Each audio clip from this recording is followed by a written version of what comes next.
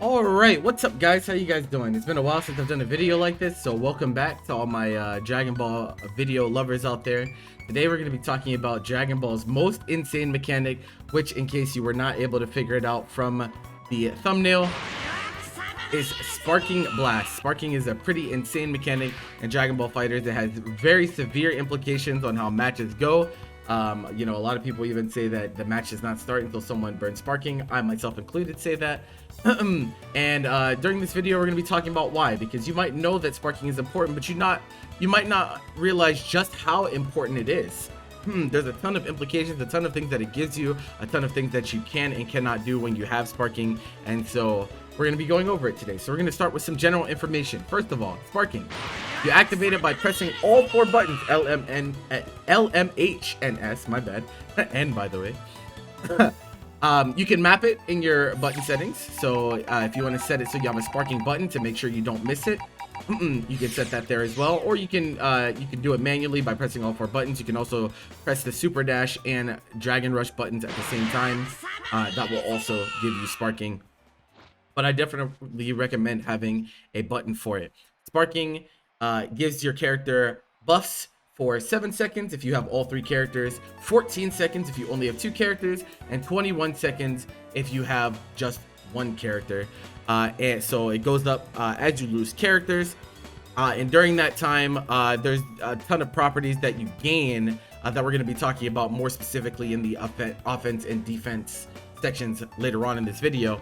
But in general, you also receive a 20% buff while you're in Sparking. So as you can see, this 5L from Bardock, that's 400, but when I'm in Spark, 480, 20% damage buff. It does not affect super damage minimum, right? So your minimum damage for supers does not change when you're in Sparking. So for example, if I do this combo,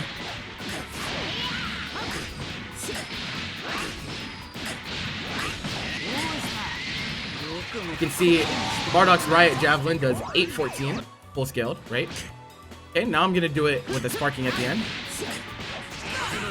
Or I'm gonna miss it, because that's cool.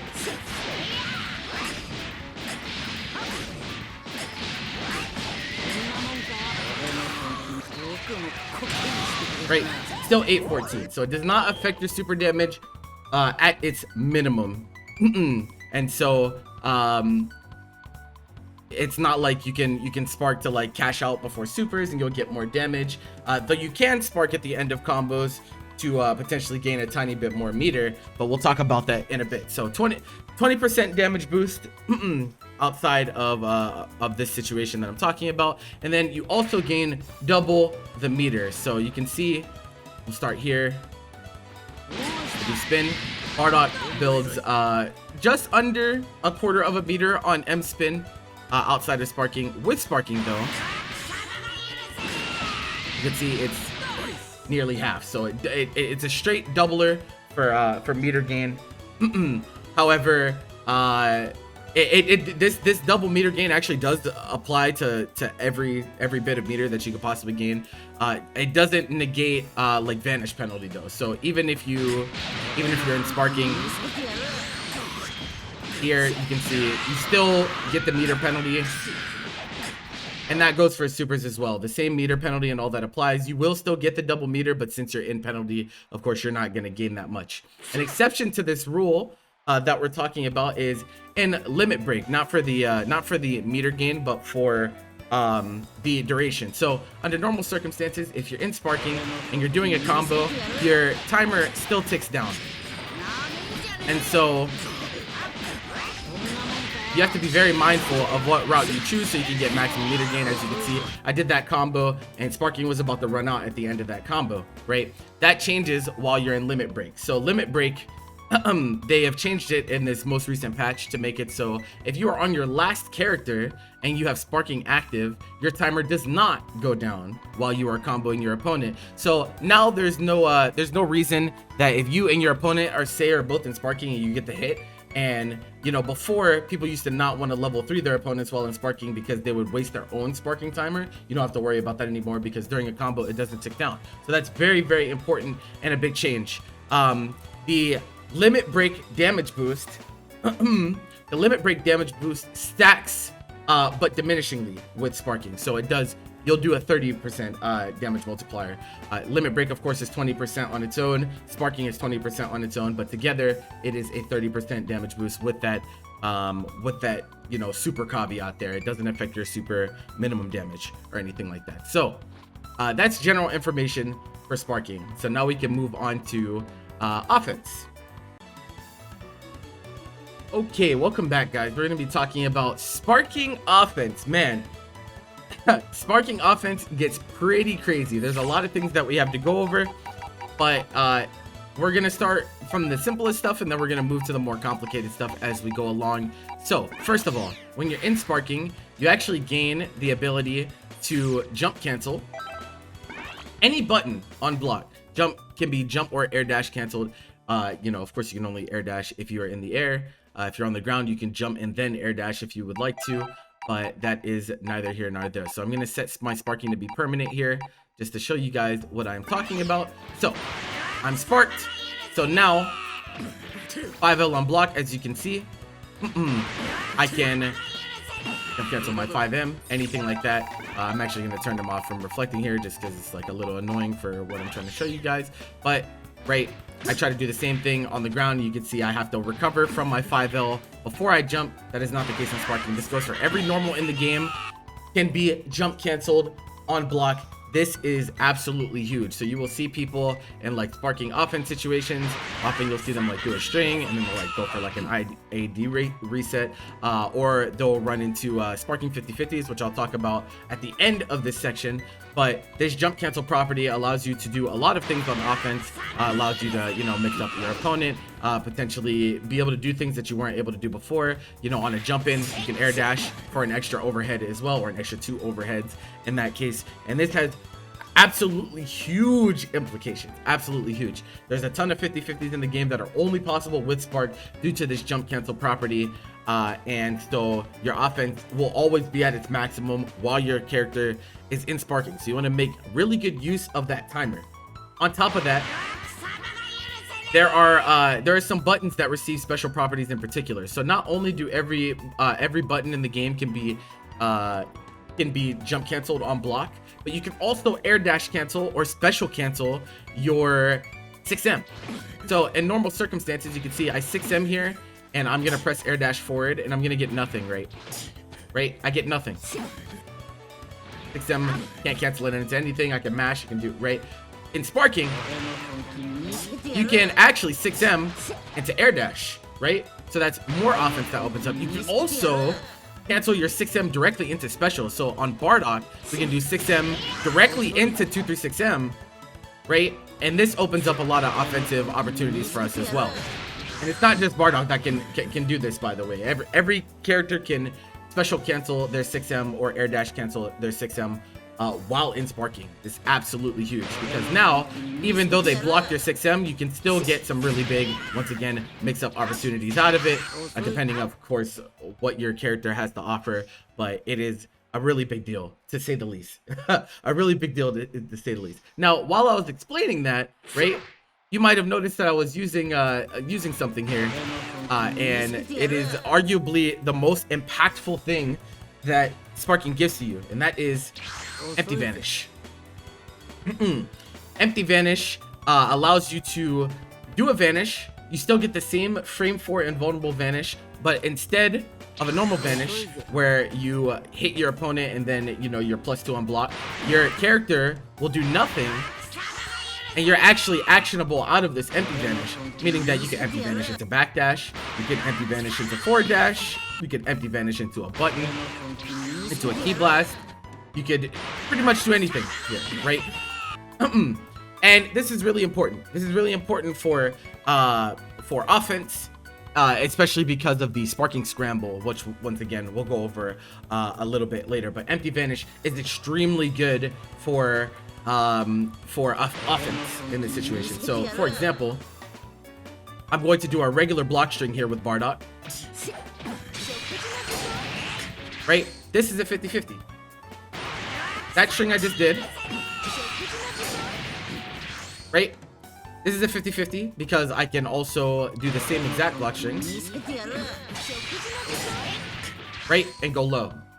You might notice this because it's between air dash high and land go low. That is the same as like the super dash, mix up the super dash 50-50, right? You get a 50-50 here off of empty vanish with an assist, right? Really easy to do. Almost every team can do this as long as your point character actually has a low. Not every character has a fast low, and so it won't be a 50-50, but it can still be a good mix up, even though it is not a 50-50. But you see how easy that is to do, and that is why sparking is so important to offense. It's extremely, extremely, extremely important for offense. It is also valuable because of the way assist works. So you can see when I call my assist here, Frieza comes back extremely slow, right? He has to wait the entire duration. Alright, cool. Now he's back. But in sparking, it's different. Upon calling your assist, actually, I mean, the best way to show this is in a combo. So, if you use an assist while you're in a sparking combo, it will actually regen. So, let me. I was thinking about the wrong way to go about this. So, I'm gonna do a combo here with 21 assist. So you can see here, I called my assist early in the combo, right? And I do not start gaining back my assist until the knockdown has happened and my opponent has recovered. This is not the case in sparking. In sparking, I start doing my combo, and you can see 21 starts regenning there, right? She started regenning during the combo, right? I did not have to wait for my opponent to recover for the assist to start regenning. So that means you can potentially do combos where you use an assist multiple times in the same combo while you're in sparking. The call has to be during sparking though. So if you do a combo like this and you call 21 and then I spark afterwards, right? I don't start regenning, as you can see here, right? She doesn't start regenning. So your assist has to be called while you're in sparking in order to get this benefit, where you can call them potentially multiple times depending on how long your combo goes.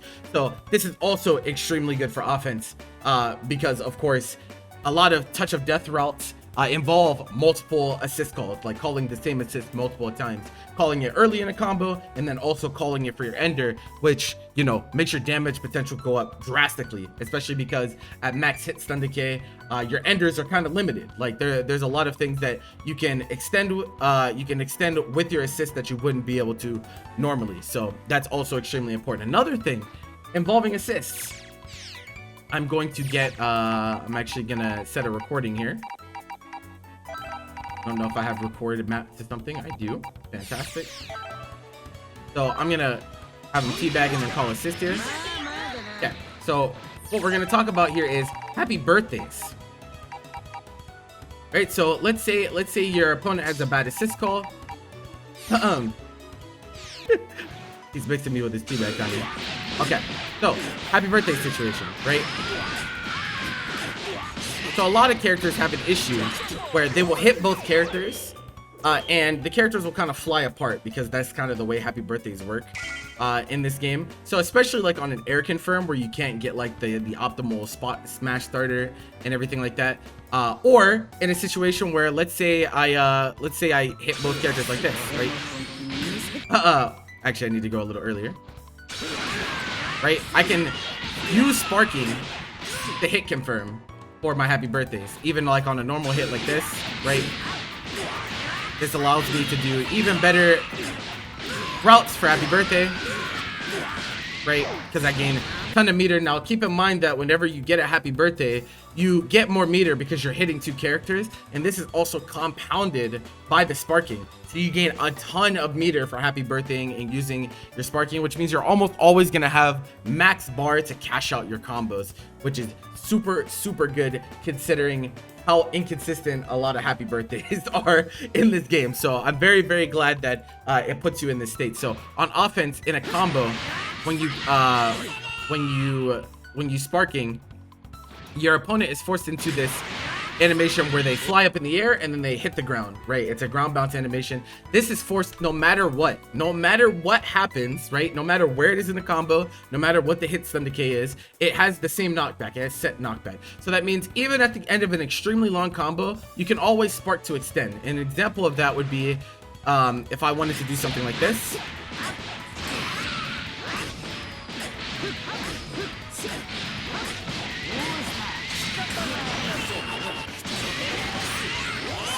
right? So this is set. So I could add on one extra hit. This is best done with moves that have like super high hit stun or even set hit stun.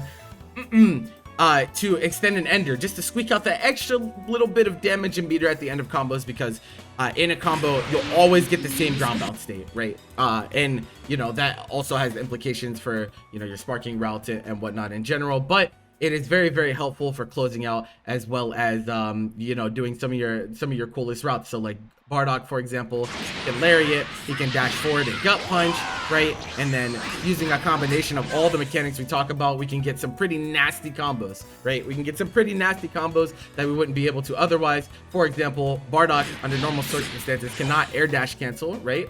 On his 2M, but in sparking he can. And so you will see him do these loop combos where he jump cancels to extend the combo, builds a ton of meter, it does a ton of damage, and sometimes it's just like, you know, the combos are just really cool as well. So like this. Oh, he might be kind of big. I'm gonna try again though.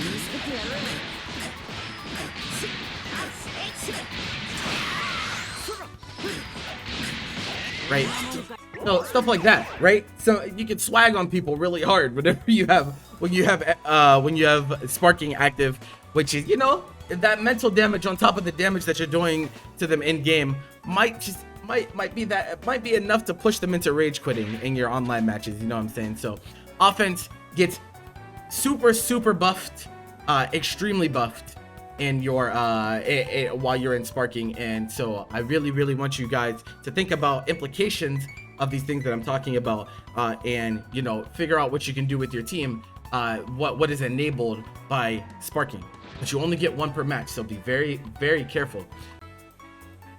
All right, what's up guys? I actually wanted to talk about two more things involving offense before we move on to the defense section.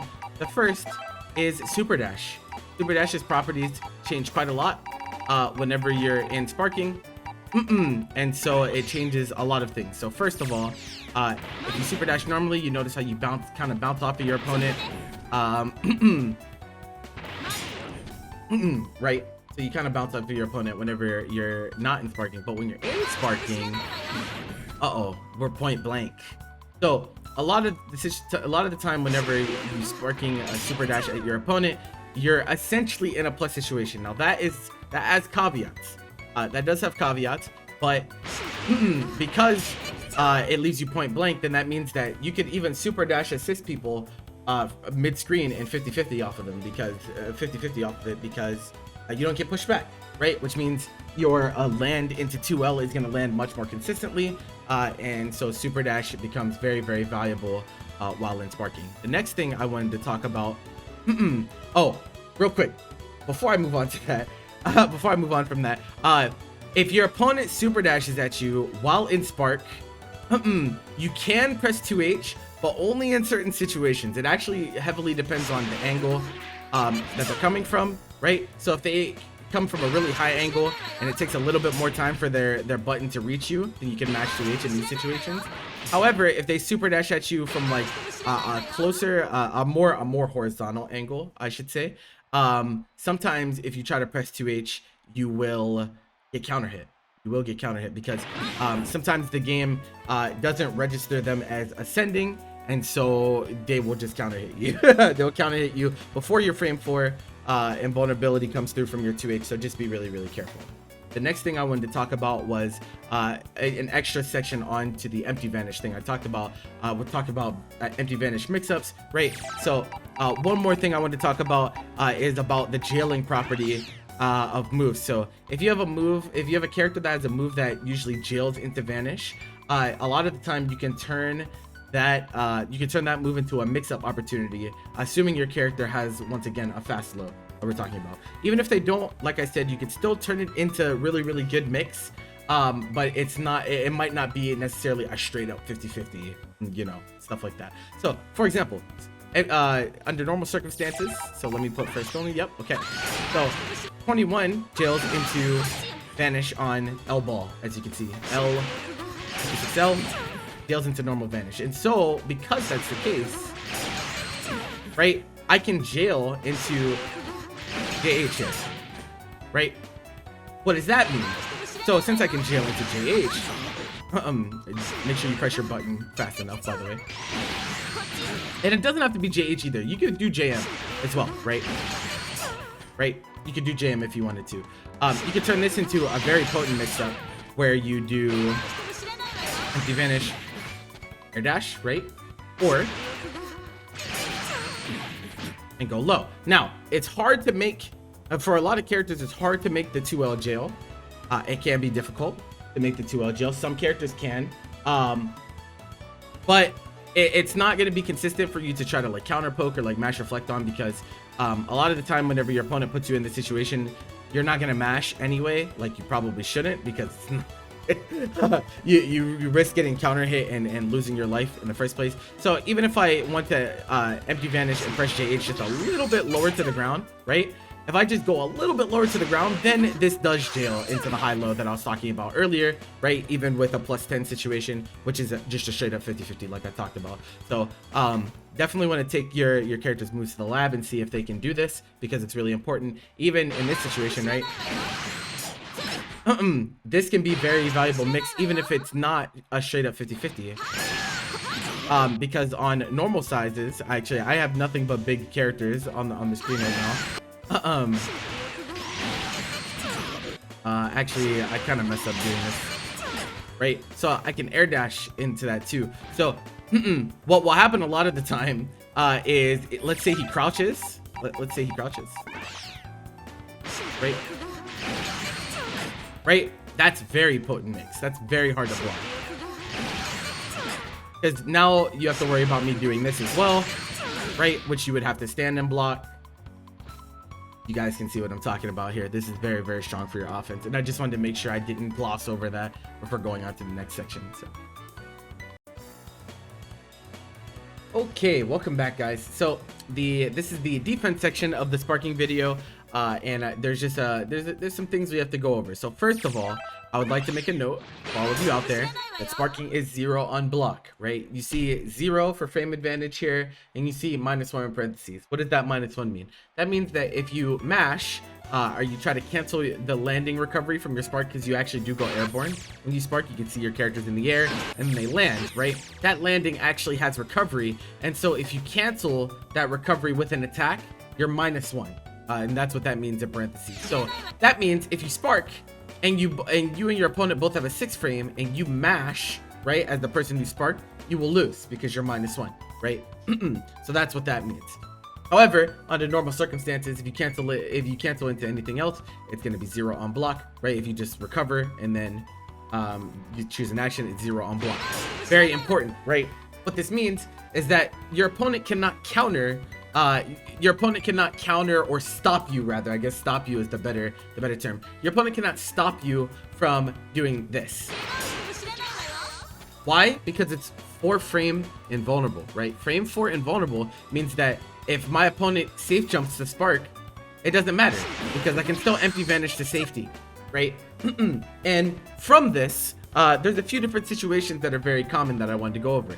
So the first is you sparking, and your opponent tried to swing into your sparking, but since you have empty vanish, you empty vanish to safety, and they in response vanish to try to, you know, escape the punish, right? Well, that doesn't work, because this happens. See what happened there? I empty vanished, and because I empty vanish, I'm able to punish this vanish from my opponent. And this is consistent. If your opponent ever vanishes on you while you after your empty vanish, you can almost always get this JL punish for a full combo, which is very important. Which means, you know, it's even stronger as to get a jail free card, because sparking into empty vanish is just extremely hard to counter. There are some RPS situations that you can be put into after you empty vanish, depending on if your opponent has, you know, certain moves, like 16 on the screen has a frame 1 invulnerable command grab, but it's not a checkmate. A lot of people think that, you know, these characters just straight up counter sparking, or they remove the sparking mechanic from the game. It's actually not the case. We're gonna go over a few different scenarios with, you know, the post empty vanish situation. This is what we call the sparking scramble, right? All of these contribute into the you know, whether your opponent blocks the sparking or gets hit by it, right? A scramble happens. And the scramble is almost always in the sparking. The sparking player is at severe advantage an overwhelming majority of the time. I would also like to make a note. If you sparking, I'm sure most of you probably know this, but I just want to be comprehensive, so I do want to go over it. I will set him to counterattack spark really quick, and we'll also give him 3 bars. Oops. Because we don't actually need to give him 3 bars. So I hit him with an invulnerable move, which of course makes it so it's all blue life, right? Look at this stance on 16. He sparks, right? Starts regenning that blue life. The first time that you spark, you have blue life available, you will regen blue life pretty fast, and then after you reach that maximum amount of health recovered, it will then regen slower after that. And so that is very, very important. So a lot of the time, this makes baiting kind of not worth it. And what I mean by that is, if you could bait your opponent's spark, but if you're not going to kill him, they're still going to regen all of that blue life. You might be able to get good positioning and whatnot, but the problem is, because of the way sparking into empty vanish works, a lot of sparking baits are not worth it because you have to hard commit a lot of the time, especially if you don't have an assist that is super good for it. So if, for example, you decide to press into sparking, right?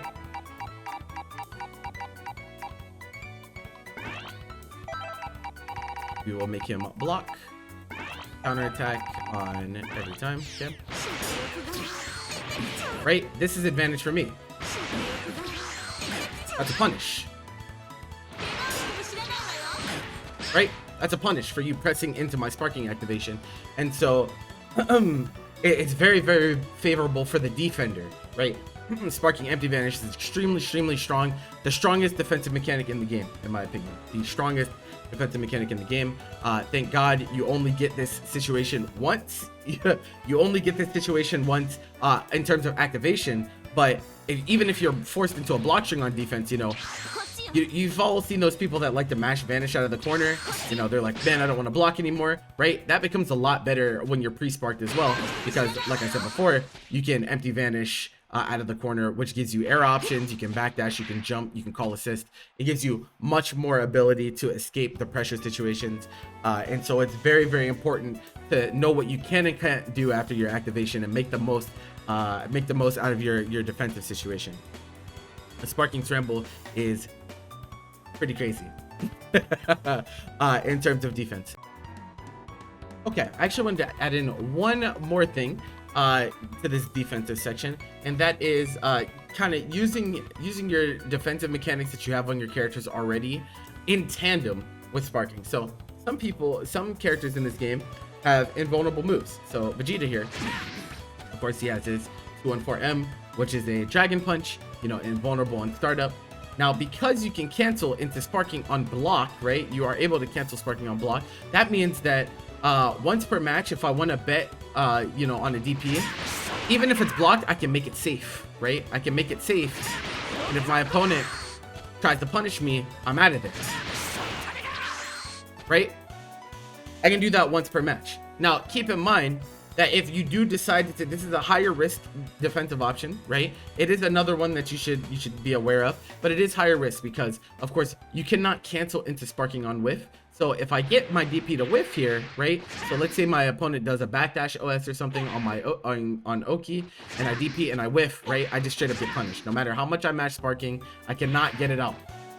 And so you can be baited. DPs are much easier to bait than spark in general. So if you really want to be safe, just press the sparking.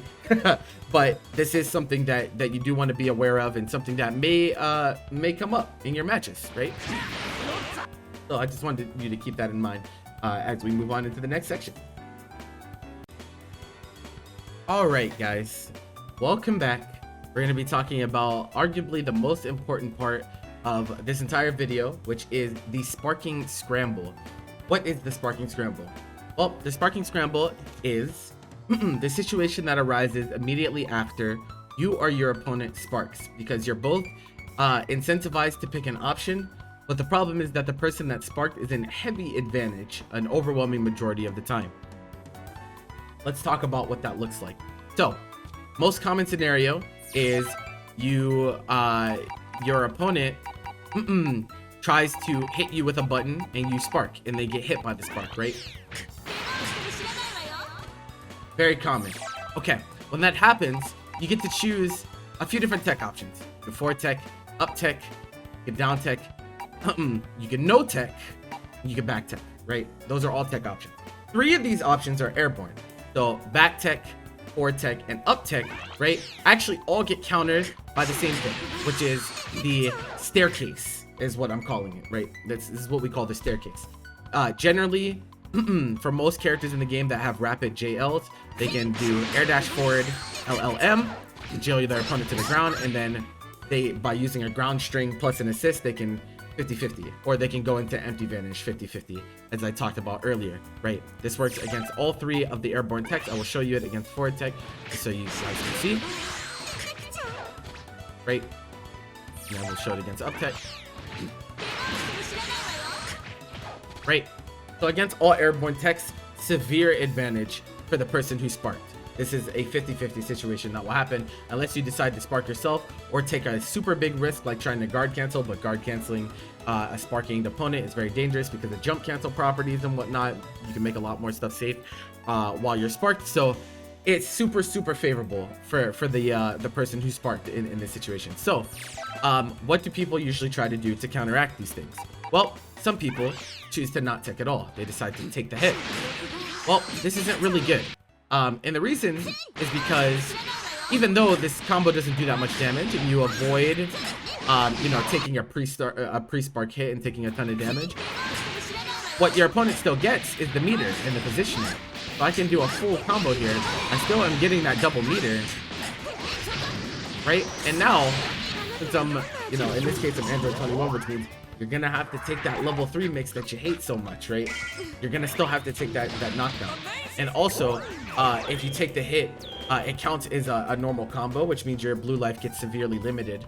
You can see you don't get very much blue life at all for taking that combo. So I don't recommend taking the hit on sparking activation like this. Choose a tech option, and what tech option you choose is really gonna depend on what your opponent likes to do after sparking, as well as, you know, just keeping general mixed up. But you might think, wait, there was one we didn't talk about, right? Well, down tech is a little different, right? Down tech is the most, I would say, the tech option that creates the most RPS between yourself and your opponent in terms of the offender. The offender being the person that got hit by the sparking, right? I want to keep that clear. The offender in this case is the person that was on offense before the spark happened, so to speak. So, if you down tech, there's a few different things that can happen. So, common options that people choose. Down tech 2H. Why did they choose down tech 2H? Well, because a lot of people like to do things like sparking into super dash, right? And if you do sparking into super dash, you absolutely get smoked, right? You absolutely destroy them. It also smokes them if they decide to do sparking into empty vanish and press a button, right? If they do empty vanish into like falling button, you get the 2H and everything is great. The problem with 2H is that there are a lot of ways to counter it. There are actually quite a lot of ways to counter it. So first of all, you can do sparking. Whoops, sorry. Do sparking, empty vanish, backdash, right? Your 2H will whiff. And depending on, you know, the length of the buttons of the character that your opponent has, or the assist that they have, they get a full punish for baiting your 2H in this way. So that's the first thing. The second thing is they can meter you, because when you get hit by the spark, you're actually in frame disadvantage.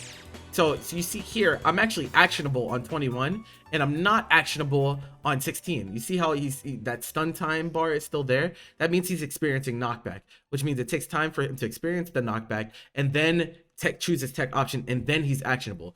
And during that time, me as the defender, who is now turned into the offender, am able to choose a few different things to counteract what you're doing because I have frame advantage. So, for example, I could 5S, right? If you have a key blast, I could do 5S into empty vanish, and if you 2H, I get a full combo. Very easy to confirm. Very, very easy to confirm, right? This also goes for characters that have frame 1 invulnerability on their grabs. So like a lot of people think that the character's on the right, so I picked this team for a reason, right? I picked that team for a reason because a lot of people think that these characters counter sparking, quote unquote, counter sparking, right? That's not actually the case. They have frame one air invulnerable command grabs, but in no way does that mean that you checkmate spark in any way. So let me show you what that looks like. Let's set our 16 bot here to do his command grab after ground recovery, as we see. So he's gonna down tech. So what this means is he's gonna down tech and then he's gonna do command grab, right? And he's gonna try to command grab me out of empty vanish. So what they want you to think is that this will happen every time. They empty vanish and they get grabbed, right? For trying to do something, right? And that's really good if you choose a bad sparking option, like doing empty vanish with a button, right? So I pressed JH there and I got grabbed. However, you, as the person who pressed sparking, have a ton of counterplay to this. First of all, that same thing that I showed you earlier with the key blast thing applies to this as well. The thing that we use to counter 2H, we can do you know, key blast into vanish and then just kind of see what happens and confirm from there if they got hit.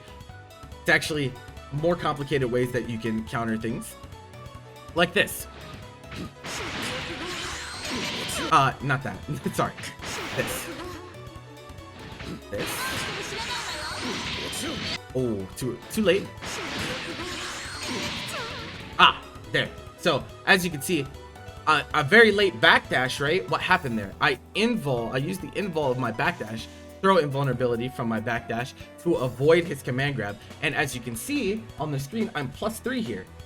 Which means I am at an advantage, which is exactly what I want. Because my goal in sparking is to just get a block string on you so that I can run my 50-50, whether that's empty vanish 50-50 or jump cancel 50-50. So this is still a very favorable situation for me as a call out. Even more than that, you can take it a step further.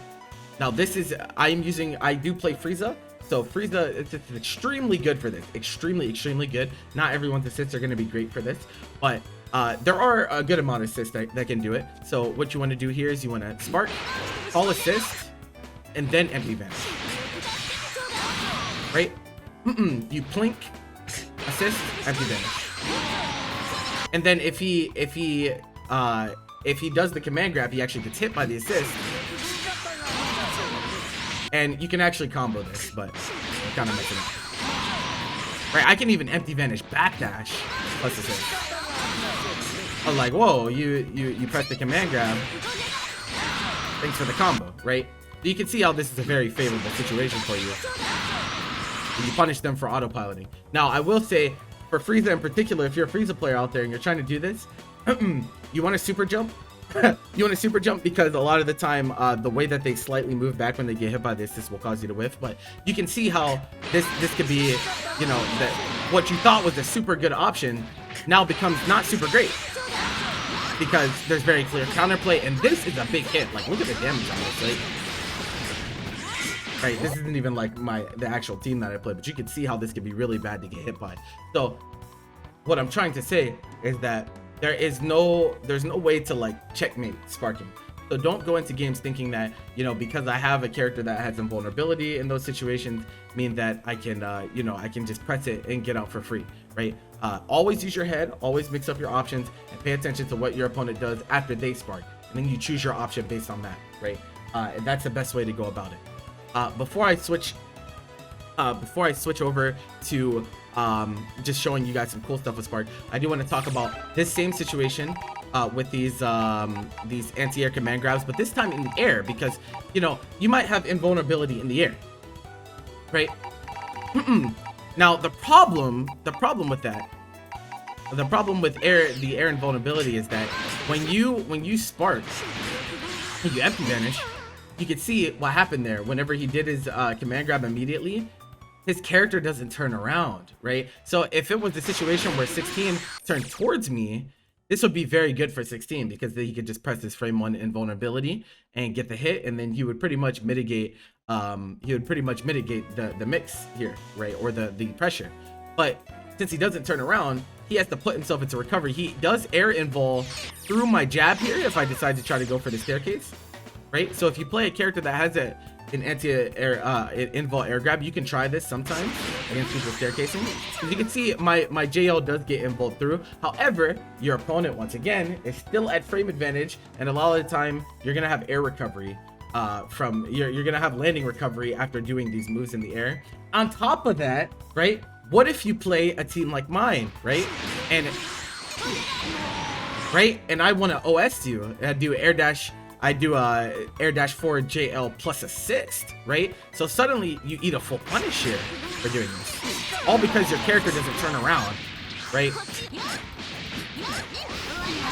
So you get full combo here too. So this is what I mean by just be aware of all the options that you have available to you. Sparking is extremely strong, but in no means do you want to just like kind of let back and let your opponent do whatever they want. But I will say the most important thing is in a situation where your opponent has spark, you want to play a little bit more reactive than you have in the past, because you want to wait to see what your opponent does and then respond. Because if you try to commit to something super early, a lot of things in this game get punished by empty vanish in general. So you can't throw out special moves, right? You can't commit to pretty much anything. You can't with cancel vanish on them if they decide to vanish behind you. And so yeah, you do same thing with the tech situations. Be careful about playing the neutral against, you know, sparking opponents as well, because they can punish a lot of things that they weren't able to before. So that is the sparking scramble. If you have any more questions about the sparking scramble, definitely leave a comment below. It's complicated. The sparking scramble is very complicated, and yeah, I want to make sure you guys really have that in your heads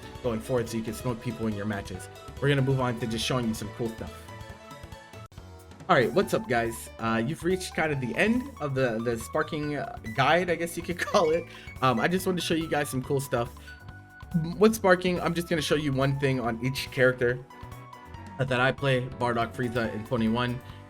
It's 2 Todds, one's on Bardock Todd, 1 21 Todd, and then Frieza. I'm gonna show you guys a cool little staircase into mix-up conversion type thing, but figured why not. Okay, so Bardock, this is a Todd off of Gut Punch from mid-screen. It's actually 1.5 bars, but I gave him 2 just for safety, just because the last part is a little bit annoying from him. So you blink your 21 and fist call there.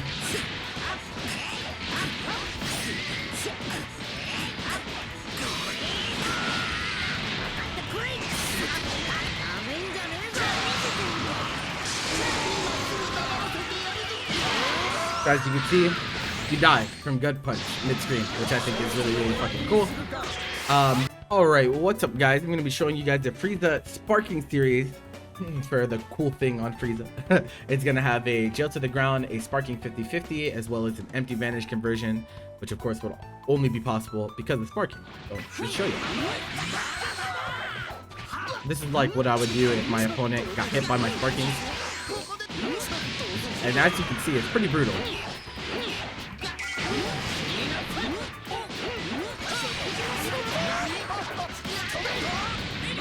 So that conversion's really cool.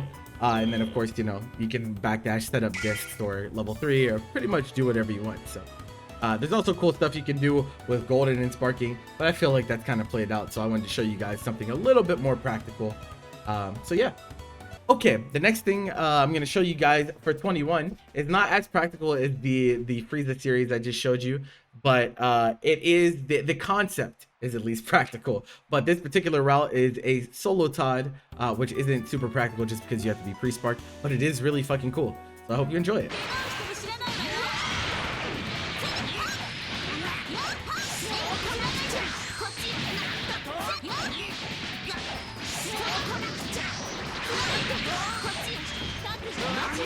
And so as you can see, sparking is pretty good.